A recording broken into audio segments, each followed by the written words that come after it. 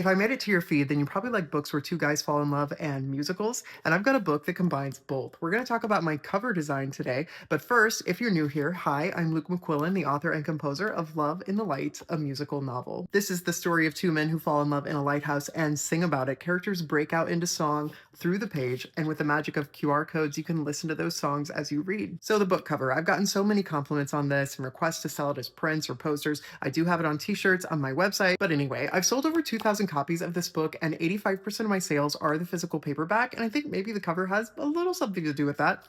I don't know. I have major imposter syndrome when it comes to, well, everything, but especially my artwork. So I can't say that for sure, but I guess at the very least, the cover didn't hurt, which is nice and helps my imposter syndrome a little bit. I realized I'd never shared a time lapse of my drawing process, so I'm going to put that on the screen as I tell you about my cover. I knew I wanted my two guys on the cover and in silhouette in the light of the lighthouse. I toyed with them being much larger and fully drawn out, but I saw several videos from readers requesting more discreet covers for romance books. So I decided to make them small enough that someone would have to look pretty darn closely to see them, but that my readers would still know what they're looking at. Here's what they look like fully rendered, by the way, and I am planning on drawing them in this style in the same pose as the cover of the book, so stay tuned for that. The lighthouse is sketched completely flat here, like an architectural elevation. The saving and restoration of the lighthouse is a subplot in the book, so that was a little nod to that.